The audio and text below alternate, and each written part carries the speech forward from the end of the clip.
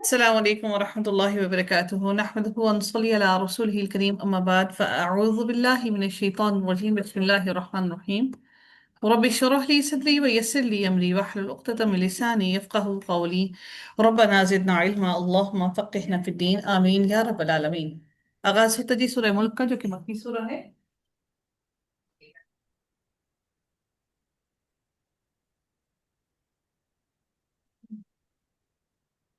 اور اس کا قرآن کے اندر 67 نمبر ہے، نزول کے اعتبار سے 77 نمبر ہے، دو ہی رکوع ہیں اس کے، اور 30 آیات ہیں اس کی۔ سورہ ملک کی فضیلت کے بارے میں سیدنا ابو ہریرہ رضی اللہ تعالیٰ عنہ کہتے ہیں کہ رسول اللہ صلی اللہ علیہ وآلہ وسلم نے فرمایا، قرآن میں 30 آیتوں والی ایک سورت ہے، اس سورت نے ایک آدمی کی شفاعت کی یہاں تک کہ اسے بخش دیا گیا، اور وہ سورہ تبارک الذی بیدہ الملک ہے۔ سیدنا جابر رضی اللہ تعالیٰ عنہ فرماتے ہیں کہ رسول اللہ صلی اللہ علیہ وسلم اس وقت تک سوتے نہیں تھے جب تک کہ سورہ الف لام میم تنزیلہ اور تبارک الذی بیدہ الملک پڑھ نہ لیتے۔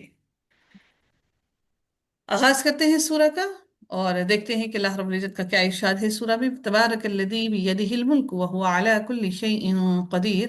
بڑا بابرکت ہے وہ کہ جس کے ہاتھ میں تمام بادشاہت ہے اور وہ ہر چیز پر پوری قدرت رکھنے والا ہے۔ پھر رب کائنات فرماتے ہیں کہ جس نے موت اور زندگی کو اس لیے پیدا کیا کہ تمہیں آزمائے کہ تم میں سے کون اچھے عمل کرتا ہے، حالانکہ اللہ تعالیٰ چاہتے تو رب کائنات سب کو اکٹھا ہی جنت میں داخل کر دیتے۔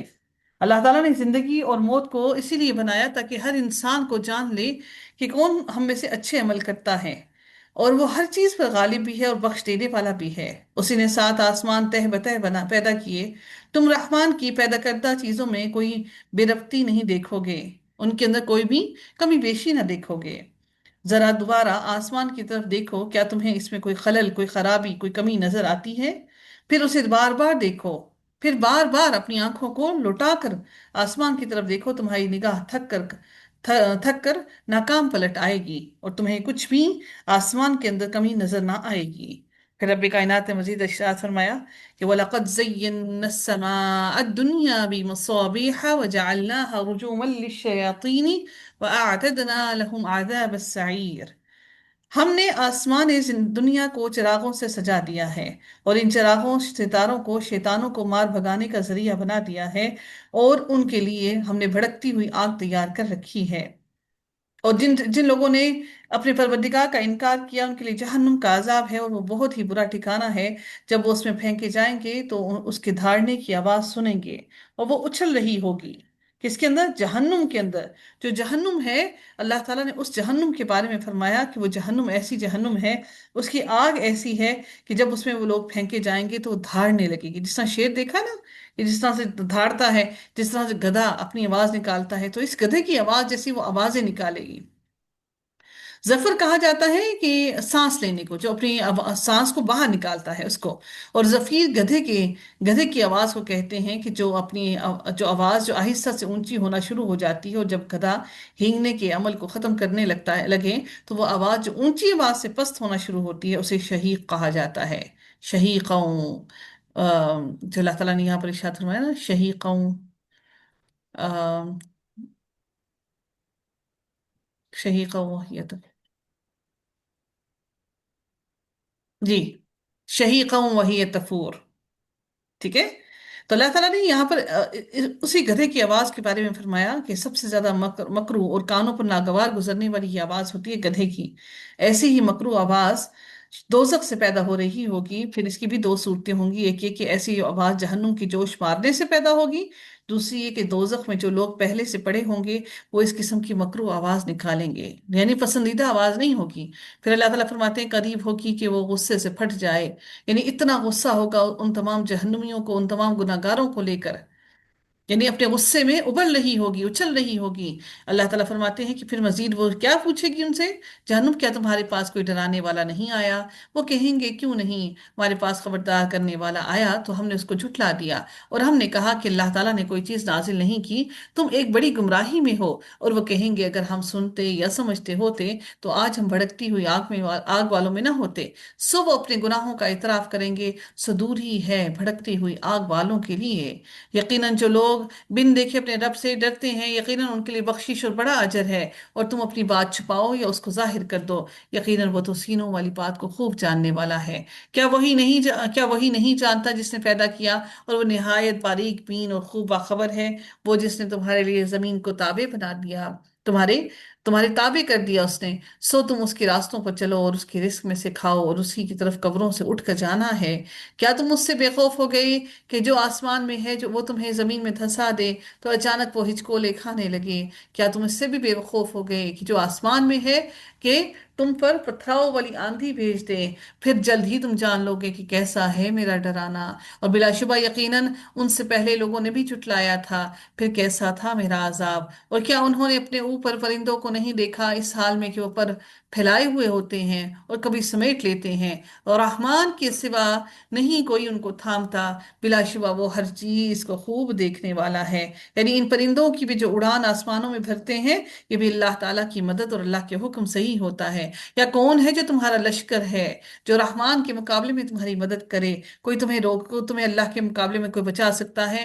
کافر دھوکے میں پڑے ہوئے ہیں۔ یا وہ کون ہے جو تمہیں رزق دے اگر وہ اپنا رزق روک لے؟ اگر اللہ رزق روک لے تو پھر کوئی رزق دینے والا نہیں، کوئی ہماری بھوک اور پیاس کو مٹانے والا نہیں، بلکہ وہ سرکشی اور گریز پر اڑے ہوئے ہیں، سرکشی میں ہیں، اور وہ انکار کرنے میں اڑے ہوئے ہیں۔ تو کیا وہ شخص زیادہ ہدایت یافتہ ہے جو اوندھے منہ چلتا ہے، یا وہ شخص جو درست ہو کر سیدھے راستے پر چلتا ہے، جو دائیں بائیں آگے پیچھے سب طرف دیکھ کر دنیا کے رستوں پر چل پڑتا ہے، یا وہ جس نے سیدھا رخ اپنا اللہ کی طرف اختیار کر لیا؟ پھر رب کائنات فرماتے ہیں کہہ دو وہ اللہ وہی ہے جس نے تمہیں پیدا کیا اور تمہارے کان آنکھیں اور دل بنائے، تم بہت کم اللہ کا شکر ادا کرتے ہو۔ کہہ دو وہ وہی ہے جس نے تمہیں زمین میں پھیلایا ہے اور اسی کی طرف تم جمع کیے جاؤ گے، اور وہ کہتے ہیں اگر تم سچے ہو تو یہ وعدہ کب پورا ہوگا؟ کہہ دو یقیناً اس کا علم صرف اللہ تعالیٰ کے پاس ہے، اور حقیقتاً میں کھلا ڈرانے والا ہوں۔ بس جب وہ اس کو قریب سے دیکھیں گے تو ان کے چہرے بگڑ جائیں گے، جنہوں نے کفر کیا، اور کہا جائے گا کہ یہی ہے وہ جس کو تم مانگا کرتے تھے۔ کیا تم نے دیکھا کہ اگر اللہ تعالیٰ مجھے اور ان کو ہلاک کر دے جو میرے ساتھ ہیں، یا وہ ہم پر رحم فرمائے، تو کافروں کو دردناک عذاب سے کوئی پناہ دے گا؟ کہہ دو کہ وہ وسیع رحمت والا ہے، اسی پر ہم ایمان لائے اور اسی پر ہم نے بھروسہ کیا، تو جلد ہی تم جان لو گے کہ کھلی گمراہی میں کون پڑا ہوا ہے۔ کہہ دو کہ کیا تم نے دیکھا کہ اگر تمہارا پانی گہرا چلا جائے، زمین کے اندر اتر جائے، اور تم کیا پھر اس کو کوئی ہے، کون ہے جو تمہیں بہتا ہوا پانی لا دے؟ کون ہے جو تمہیں پانی میسر کر دے؟ وہ اللہ ہی ہے جو تمہیں یہ ساری نعمتیں عطا کر رہا ہے۔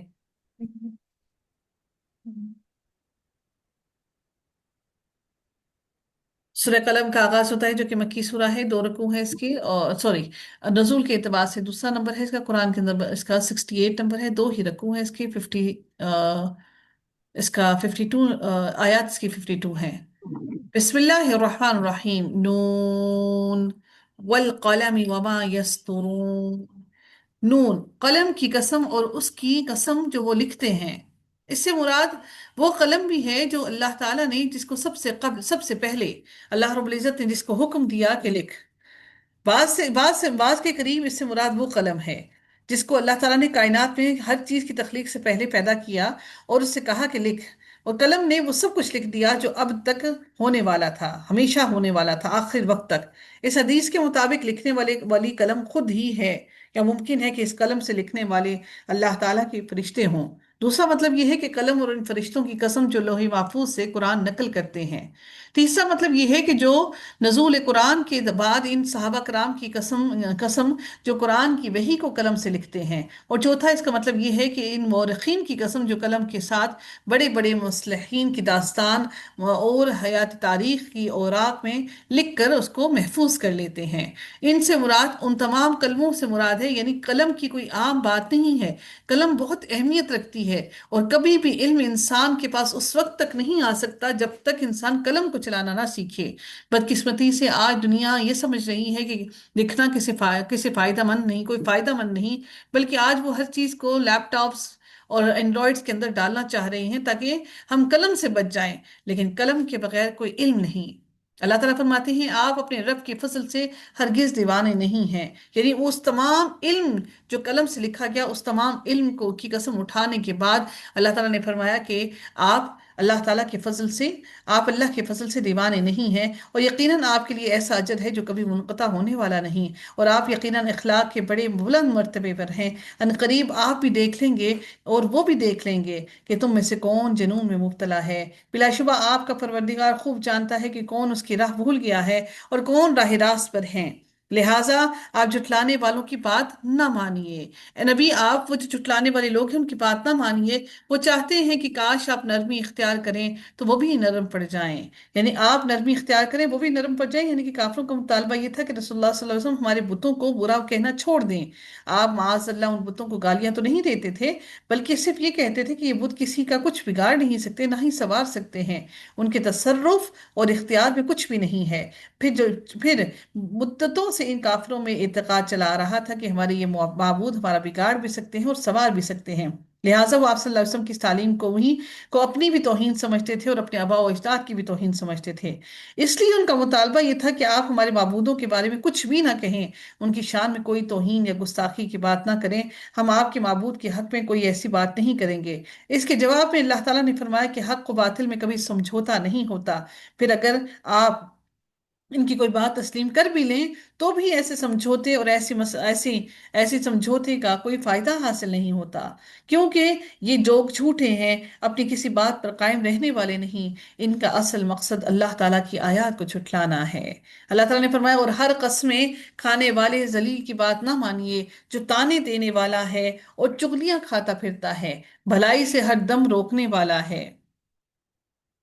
ان کے اندر، ان آیات کے اندر اللہ تعالیٰ نے ان تمام کی تمام اخلاقی برائیوں کا ذکر کر دیا کہ حد سے بڑھنے والا گناہگار ہے، بڑا اجد ہے، یعنی کہ وہ بہت ہی زیادہ تکبر کرنے والا ہے، اکڑ ہے، بہت تکبر کرنے والا سخت مزاج اکڑ ہے، پھر اس کے بعد بے نسب بھی ہے، یہ کہ وہ مال والا اور بیٹوں والا ہے، جب ہماری آیات اس پر پڑھی جاتی ہیں تو کہتا ہے کہ یہ پہلوں کی کہانیاں ہیں، وہ ایسی تمام باتیں کہتا ہے، جو شخص یہ تمام کے تمام ایسے جس کے ساتھ یہ سارے کے سارے معاملات ہوں۔ اللہ تعالیٰ نے نبی کریم صلی اللہ علیہ وسلم کے بارے میں ان کو فرمایا کہ یہ صفات جس کے اندر موجود ہو، آپ اس کی بات ہرگز نہ مانیے، اس کے قریب ہرگز مت جائیے۔ اور پھر وہ کیا کہتا ہے آخر میں کہ وہ پہلوں کی کہانیاں ہیں۔ اللہ تعالیٰ فرماتے ہیں جلد ہی ہم اس کی ناک پر داغ لگائیں گے۔ ممکن ہے کہ اس کی ناک بڑی اور لمبوتری ہو، اور جو عمومی طور پر جو لوگ مالدار اور صاحب اولاد ہوں گے ان کے حوالے سے یہ محاورہ ہے کہ وہ بڑی ناک والے ہوتے ہیں، یعنی انا والے، یہ لوگ اپنی ناک کی خاطر اب ایسے جتن کرتے ہیں کہ ان کی ناک پر کوئی آنچ نہ آئے، تو اس لیے یہ بات کہی گئی کہ جلد ہی ہم اس کی ناک پر داغ لگائیں گے، یقیناً ہم نے انہیں بھی ویسے ہی آزمائش میں ڈالا ہے جیسے ہم نے باغ والوں کی آزمائش کی تھی جب انہوں نے قسم کھائی کہ وہ صبح سویرے ہی اس کا پھل ضرور توڑ لیں گے، وہ استثنا نہیں کر رہے تھے، وہ اللہ تعالیٰ سے معافی بھی نہیں مانگ رہے تھے اور اللہ تعالیٰ کی مدد بھی نہیں چاہ رہے تھے، بلکہ انہوں نے کیا کہا کہ وہ اس باغ کے پھل کو توڑ لیں گے، صبح سویرے ہی نکل جائیں گے۔ پھر وہ چل کھڑے ہوئے اور آپس میں چپکے چپکے کہہ رہے تھے آج کوئی مسکین تمہارے پاس نہیں آئے گا، اور وہ صبح سویرے ہی لپکتے ہوئے وہاں جا پہنچے جیسے وہ پھل توڑنے کی پوری قدرت رکھتے ہیں۔ پھر جب انہوں نے باغ کی طرف دیکھا تو کہنے لگے یقیناً ہم راہ بھول گئے، کیونکہ باغ بالکل ملیا میٹ ہو گیا تھا، ختم ہو گیا تھا سب کچھ۔ پھر غور سے دیکھا تو کہنے لگے بلکہ ہمارے تو نصیب ہی پھوٹ گئے ہیں۔ ان کے منجلے نے کہا، جو ان کے درمیان کا جو بھائی تھا، درمیانہ بھائی، اس نے کہا، جو بہتر آدمی تھا، میں نے تم سے کہا نہیں تھا کہ تم تسبیح کیوں نہیں کرتے؟ وہ کہنے لگے پاک ہے ہمارا پروردگار، ہم ہی ظالم تھے۔ پھر وہ ایک دوسرے کی طرف متوجہ ہو کر آپس میں ملامت کرنے لگے، بولے ہائے افسوس، ہم ہی سرکش ہو گئے، کچھ دور نہیں کہ ہمارا پروردگار ہمیں اس کے بدلے میں اس سے اچھا باغ عطا فرمائے، ہم اپنے پروردگار کی طرف راغب ہوتے ہیں، اور ایسا ہوتا ہے عذاب اور آخرت کا عذاب تو اس سے بھی زیادہ بڑا ہے، آخرت کا عذاب اس سے بھی زیادہ بڑا ہے، کاش کہ یہ لوگ جانتے ہوتے، لو کانوا یعلمون۔ در حقیقت تھا یہ کہ یہ واقعہ ایسا تھا کہ ایک شخص کا ایک باغ تھا جو بھرپور فصل دیتا تھا. اس شخص کا زندگی بھر یہ دستور رہا کہ جب بھی پھل کی فصل اٹھاتا اس کے تین حصے کرتا. ایک حصہ اپنے گھر اور باغ کی ضروریات کے لیے رکھ لیتا، دوسرا حصہ اپنے قریبی رشتہ داروں اور ہمسایوں میں تقسیم کر دیتا، اور تیسرا حصہ فقراء اور مساکین میں دے دیتا. اس کی سخاوت کی وجہ سے اس کا باغ سب سے زیادہ فصل دیتا. کٹائی کے وقت فقراء اور مساکین موقع پر پہنچ جاتے اور اپنا اپنا حصہ وصول کر لیتے. جب یہ شخص انتقال کر گیا تو اس کے بیٹوں نے سمجھا کہ ہمارا باپ ساری عمر اس باغ کی فصل کو ادھر ادھر تقسیم کرتا رہا اور ہم خسارے میں رہے، لٹاتا رہا ادھر ادھر پیسہ. تو اس لیے انہوں نے سوچا کہ ہم جلد ہی جلد جائیں گے اور مسکینوں کے آنے سے قبل ہی ہم یہ سارا کا سارا مال سمیٹ لیں گے. لیکن اللہ تعالیٰ ان کی باتوں کو خوب جانتا تھا، اس لیے اللہ تعالیٰ نے ان کا وہ مال سارا کا سارا تباہ و برباد کر دیا. پھر ان کو اندازہ ہوا کہ یہ اللہ تعالیٰ کا دیا ہوا مال اس سخاوت کی وجہ سے تھا. پھر اللہ تعالیٰ فرماتے ہیں ان للمتقین عند ربهم جنات النعیم. اب یہ عذاب باغ والوں کو اس دنیا میں ملا، اور جو آخرت میں اس طرح کے بخل سے عذاب ہوگا وہ اس سے کئی گنا زیادہ ہوگا. اللہ تعالیٰ نے یہاں بخل کرنے سے منع کیا ہے. اللہ تعالیٰ نے فرمایا یقیناً اللہ تعالیٰ سے ڈرنے والوں کے لیے ان کے رب کے پاس نعمت والی جنتیں ہیں. تو کیا ہم فرما برداروں کو مجرموں کی طرح کر دیں گے؟ تمہیں کیا ہے کہ تم کیسے فیصلے کرتے ہو؟ یا تمہارے پاس کوئی کتاب ہے جس میں تم پڑھتے ہو کہ بلا شبہ تمہارے لیے اس میں وہی ہوگا جو تم پسند کرتے ہو؟ یا تمہارے لیے ہمارے ذمے کوئی عہد ہیں جو قیامت کے دن تک پہنچنے والے ہیں کہ تمہارے لیے یقیناً وہی ہوگا جس کا تم فیصلہ کرو گے؟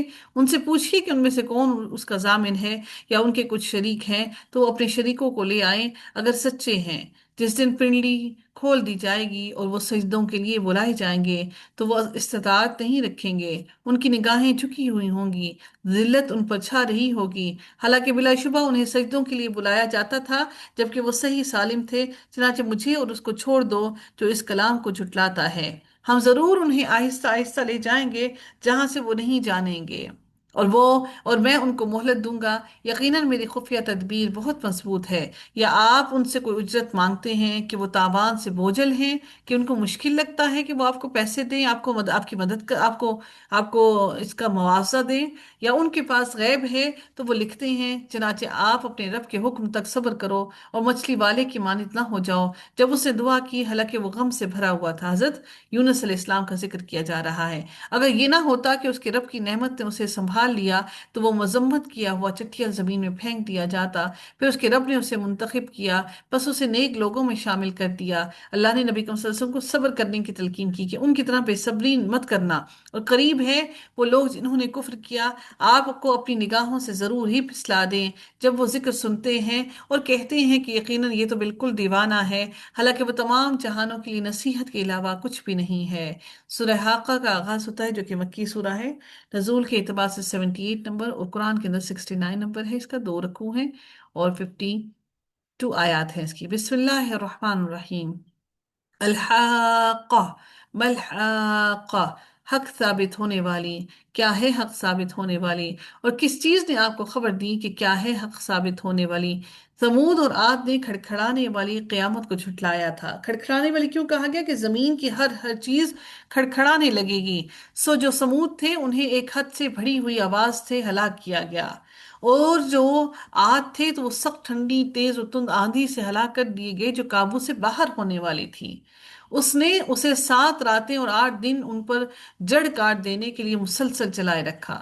سو آپ دیکھیں گے وہ اس طرح پچھاڑے گئے گویا گری ہوئی کھجور کے کھوکھلے تنے ہیں. کیا آپ ان میں کوئی بھی باقی رہنے والا دیکھتے ہو؟ اور فرعون نے اور جو اس سے پہلے تھے اور الٹائی گئی بستیوں نے بھی گناہوں کا ارتکاب کیا. ان سب نے گناہ کیے جس کے عوض اللہ تعالیٰ نے ان سب کو نیست و نابود کر دیا.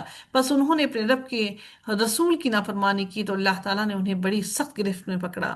بے شک جب پانی حد سے گزر گیا تو ہم ہی نے تمہیں کشتی پر سوار کر دیا تاکہ ہم اس کو تمہارے لیے نصیحت بنا دیں. حضرت نوح علیہ السلام کا تذکرہ کیا جا رہا ہے، اور یاد رکھنے والے کان اس کو یاد رکھیں. چنانچہ جب سور میں پھونکا جائے گا، ایک بار پھونکنا، جب پہلی بار پھونکا جائے گا اور زمین اور پہاڑوں کو اٹھایا جائے گا اور دونوں ٹکرا دیے جائیں گے، ایک ہی بار ٹکرا دینا، تو اس دن واقع ہونے والی واقع ہو جائے گی، یعنی قیامت آ جائے گی اور آسمان پھٹ جائے گا. تو اس دن وہ کمزور بھربھرا ہوگا. یعنی آسمان ابھی اتنا طاقت میں بالکل سیدھا ہے، وہ کمزور بالکل ریزہ ریزہ بھربھرا ہو جائے گا، اور فرشتے اس کے کناروں پر ہوں گے، اور اس دن تیرے رب کے عرش کو 8 فرشتے اوپر اپنے اوپر اٹھائے ہوں گے۔ اللہ اکبر۔ اور اس دن تم پیش کیے جاؤ گے، تم سے کوئی چیز، کوئی چھپی ہوئی چیز چھپی نہ رہ جائے گی، سب کچھ تمہارے سامنے کھول دیا جائے گا۔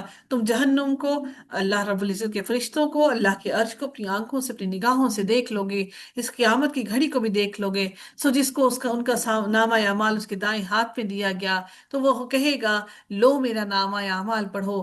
وہ عزت سے، اپنی اپنی خوشی سے سب کے سامنے اپنا نامہ اعمال سب کو پیش کرے گا اور سب کو دکھائے گا، یقیناً میں یقین رکھتا تھا کہ بلا شبہ میں اپنے حساب سے ملنے والا ہوں۔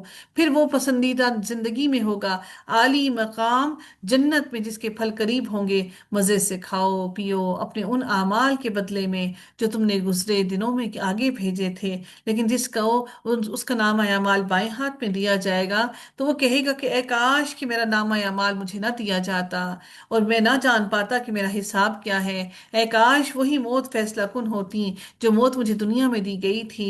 میرا مال میرے کام نہ آیا، میری حکومت نے مجھے برباد کر دیا، میری حکومت بھی مجھے مال میرے کام نہ آئی، میری اولاد بھی میرے کام نہ آئی۔ حکم دیا جائے گا پکڑو اسے توق ڈال دو، اس کی گردن کو زنجیروں میں جکڑ لو، اس کو توق ڈال لو، پھر اسے جہنم میں جھونک دو، گھسیٹ کر لے آؤ، گھسیٹتے گھسیٹتے اس کو جہنم میں جھونک دو، ایک ایسی زنجیر میں جس کی پیمائش 70 ہاتھ ہے، اس کو جکڑ دو، اس کو مکمل طور پر سر سے لے کر پاؤں تک اس کو جکڑ دو۔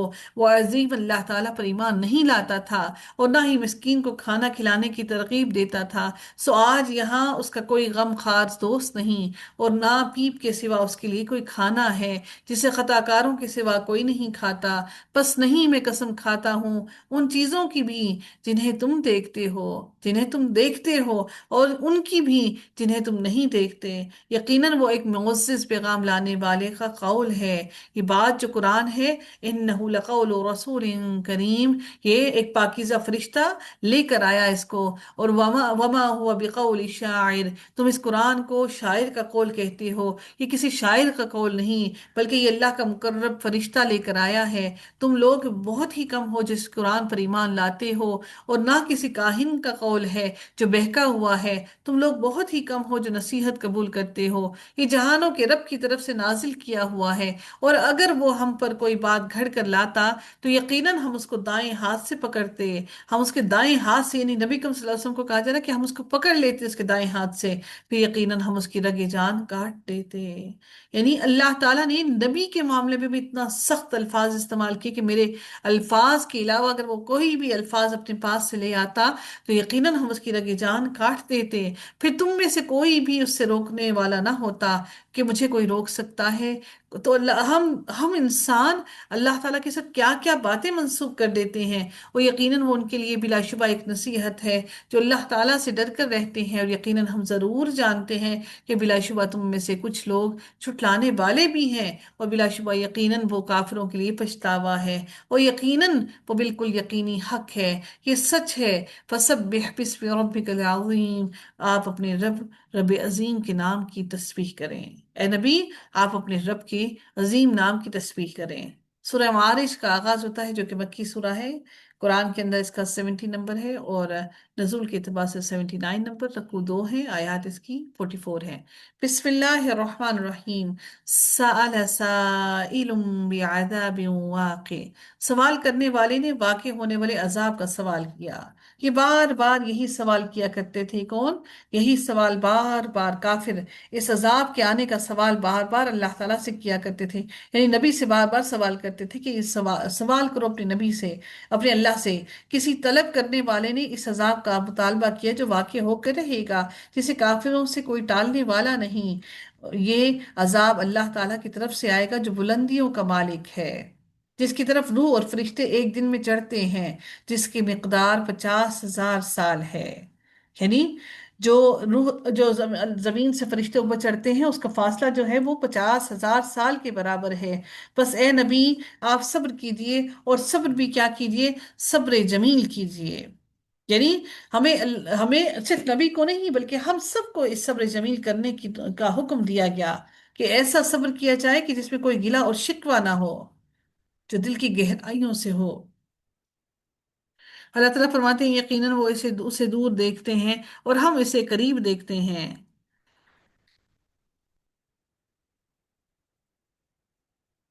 किसको? क्यामत की घड़ी को। उस दिन आसमान पिघले हुए तांबे की तरह हो जाएगा और पहाड़ ढुनकी हुई रंगीन ऊन की तरह हो जाएंगे, और कोई दिली दोस्त किसी दिली दोस्त को ना पूछेगा।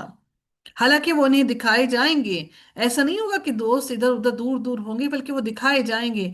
मुजरिम चाहेगा कि उस दिन के अजाब से बचने के लिए काश कि वो फिदिये में दे दे अपने बेटों को। दुनिया में हर किसी को औलाद के लिए बेटा चाहिए होता है ना, और अपनी बीवी को और अपने भाई को। वह फसीलतिही लती तुवी, और अपने करीबी खानदान को जो उसे जगह देता था, और उन सब को जो जमीन में है, फिर वो फिदिया उन उसको निजात दिला दे। हरगिज नहीं, यकीनन वो शोला मारती हुई आग है जो मुंह और सर की खाल को उतार खींचने वाली है। वो हर उस शख्स को बुलाएगी जिसने पीठ फेरी और मुंह मोड़ा और माल जमा किया, फिर उसे बंद रखा, यानी उसको अल्लाह की राह में खर्च ना किया।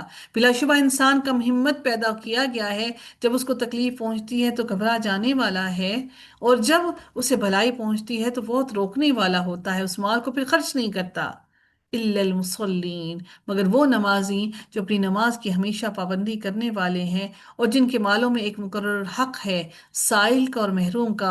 वो साइलों और महरूमों को समझते हैं कि उनका हमारे माल पर हक है, और वो लोग जो जजा के दिन को सच मानते हैं, और वो लोग जो अपने रब के अजाब से डरने वाले हैं। यकीनन उनके रब के अजाब से बेखौफ नहीं हुआ जा सकता। और वो लोग जो अपनी शर्मगाहों की हिफाजत करते हैं, सिवाय अपनी बीवी और उनकी उन औरतों की जिनके मालिक उनके दाएं हाथ हैं, वो यकीनन मलामत किए हुए नहीं है।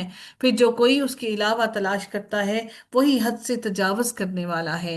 और वो जो अपनी इमानतों और अपने अहद का पास रखने वाले हैं, और वो अपनी गवाह और वो जो अपनी गवाहियों पर कायम रहने वाले हैं, गवाही को तब्दील नहीं करते, और वो लोग जो अपनी नमाजों की भी हिफाजत करते हैं, यही वो लोग हैं जो जन्नतों में इज्जत दिए जाने वाले हैं। इनको जन्नत में इज्जत दी जाएगी। फिर काफिरों को क्या हो गया है कि आपकी तरफ दौड़े चले आने वाले हैं, दाएं बाएं से ग्रोह ग्रोह दर ग्रोह ग्रोहों में आ रहे हैं भागते हुए। क्या उनमें से हर शख्स ये गुमान कर रखा है, ये तमा लगा लगा रखा है कि वो नेमत भरी जन्नतों में दाखिल किया जाएगा? हरगिज नहीं। हमने उनको जिस चीज से पैदा किया है उसे ये खुद जानते हैं। बस मैं कसम खाता हूँ, फला उक़सिमु बिरब्बिल मशारिक़ि वल मग़ारिबि इन्ना लक़ादिरून, मशरिकों और मगरिबों के रब की, बेशक हम यकीनन कुदरत रखने वाले हैं इस पर कि हम बदले में उनसे अच्छे लोग ले आएं, और हम हरगिज आजिज नहीं हैं। फिर उन्हें छोड़ दो कि वो बातें बातें बनाते रहें और खेलते रहें दुनियादारी में, हत्ता कि ये अपने उस दिन से आज आ मिलें जिसका वो वादा दिए जाते हैं, जिस दिन ये अपनी कब्रों से तेज दौड़ते हुए निकलेंगे, गोया कि वो किसी गाड़े हुए निशान की तरफ दौड़े जा रहे हैं। उनकी निगाहें झुकी हुई होंगी, जिल्लत उन्हें घेरे हुए होगी। यही वो दिन है जिसका उनसे वादा किया जाता था। आज वो क्यामत का दिन आन पहुंचा जिससे उनका उनसे वादा किया जाता था। सूरह नूह का आगाज होता है जो कि मक्की सूरा है। इसमें 28 आयत और 2 रुकू हैं इसके। और आगाज करते हैं इसका, बिस्मिल्लाहिर्रहमानिर्रहीम। इन्ना अरसलना नूहन इला कौमिही अन अंधिर कौमक मिन क़ब्लि अन यअतियहुम अज़ाब।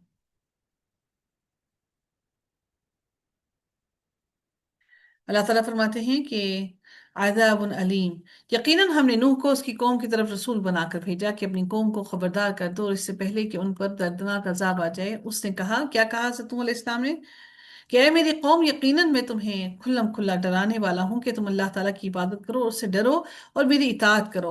वो तुम्हारे लिए तुम्हारे गुनाह माफ कर देगा और एक मुकर्ररा मुद्दत तक तुम्हें मोहलत देगा। अल्लाह ताला का मुकर्ररा वक्त जब आ जाता है तो मौखर नहीं किया जाता, उसमें कोई ताखीर नहीं होती। काश कि तुम जानते होते। उसने कहा, ए मेरे रब, यकीनन मैंने अपनी कौम को दिन रात दावत दी है। नूह अलैहिस्सलाम ने कहा, मेरे बुलाने ने दूर भागने के सिवा उनमें किसी चीज का इजाफा नहीं किया, वो मुझसे मजीद दूर हो गए। और यकीनन जब मैंने उनको दावत दी, उनको जब जब मैंने भी उन जब जब भी मैंने उनको दावत दी तो तो उनको माफ और यकीनन जब भी मैंने दावत दी उनको कि तू उनको माफ कर दे, तो उन्होंने अपने कानों में उंगलियां डाल दी। वो सुनना ही नहीं चाहते थे कि अल्लाह उन्हें माफ करे। वो अपनी किसी वो समझते थे कि हमने कोई गलती ही नहीं की जिसके लिए हम माफी मांगे। تو انہوں نے اپنے کپڑے اوڑھ لیے، یعنی کہ اپنے اوپر اوڑھنیاں اوڑھ لی، تاکہ ہم سے وہ کنارہ کشی اختیار کرنے، اور ضد پر اڑ گئے اور تکبر کیا، اور بڑا ہی برا تکبر کیا انہوں نے۔ پھر میں نے انہیں بآواز بلند دعوت دی، پہلے خفیہ دی، پھر وہ بآواز بلند دعوت دی۔ میں نے انہیں اعلانی اور خفیہ دعوت دی، اور بہت خفیہ طور پہ بھی الگ الگ کر کے دعوت دی۔ تو میں نے کہا کہ اپنے رب سے بخشش مانگ لو، یقیناً وہ ہمیشہ سے بہت معاف کرنے والا ہے، وہ آسمان سے تم پر موسلا دھار بارشیں برسائے گا، اور مال اور بیٹوں سے تمہاری مدد کرے گا، یعنی تمہاری ہر طرح سے وہ مدد کرے گا، مال سے بھی اور بیٹوں سے بھی، خوب بارشیں برسائے گا، تمہارے لیے باغ پیدا کرے گا اور نہریں جاری کرے گا۔ کیا ہو گیا ہے کہ تم اللہ کے وقار خیال نہیں رکھتے ہو؟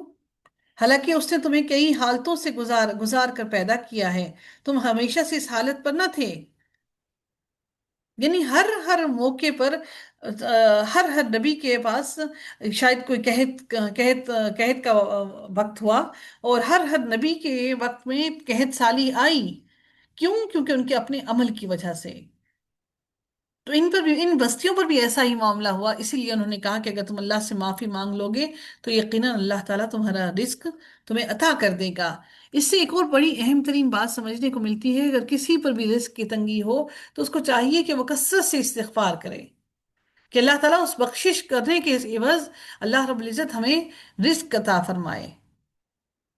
پھر اللہ تعالیٰ فرماتے ہیں کہ حالانکہ یقیناً اس نے تمہیں مختلف حالتوں میں پیدا کیا ہے، کیا تم نے دیکھا نہیں کہ کیسے اللہ تعالیٰ نے اوپر نیچے 7 آسمان پیدا کیے ہیں، اور ان میں چاند کو نور بنایا اور سورج کو چراغ بنایا، اور اللہ تعالیٰ نے تمہیں زمین سے اگایا ہے، خاص طریقے سے اگانا، یعنی ہم انسانوں کو نہیں، مطلب نباتات جو اگتی ہیں نا، ان کا ذکر کیا جا رہا ہے، بہت سے فائدے کی چیزیں ہمارے لیے زمین سے نکالے، پھر وہ تمہیں اس میں لوٹائے گا اور تمہیں نکالے گا، خاص طریقے سے نکالنا، اور اللہ تعالیٰ نے زمین کو تمہارے لیے ایک فرش بنا دیا تاکہ تم اس کے کھلے راستوں میں چلو، تنگ راستوں میں نہیں، کھلے کھلے راستے، اللہ نے کھلے راستے بنائے ہمارے لیے۔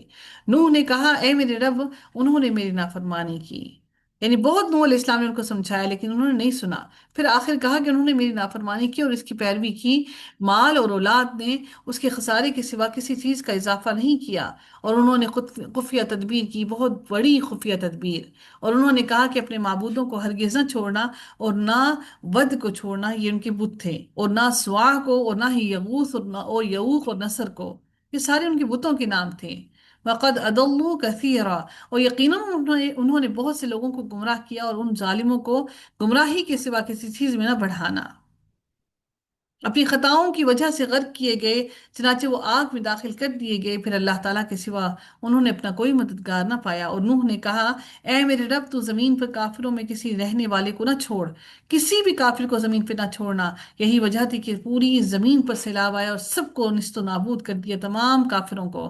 اگر تو نے ان کو چھوڑ دیا تو یہ تیرے بندوں کو گمراہ کریں گے، یعنی اگر تو نے نبی، اے اللہ تو نے اگر ان کو چھوڑ دیا تو یہ تیرے بندوں کو گمراہ کریں گے، اور وہ بدکاروں اور ڈھیٹ کافروں کے سوا کسی کو جنم نہ دیں گے، اگر ان کی اولاد پیدا ہوئی بھی تو بھی بدکار اور ڈھیٹ ہی ہوگی، اور وہ کافر ہی ہوں گے۔ رب اغفر لي ولوالدي ولمن دخل بيتي مؤمنا وللمؤمنين والمؤمنات ولا تزد الظالمين إلا تبارا۔ اے میرے رب، مجھے اور میرے والدین کو بخش دے، اور جو میرے گھر میں مومن بن کر داخل ہو، اور سب مومن مردوں اور عورتوں کو اور ظالموں کو ہلاکت کے سوا کسی چیز میں نہ بڑھا۔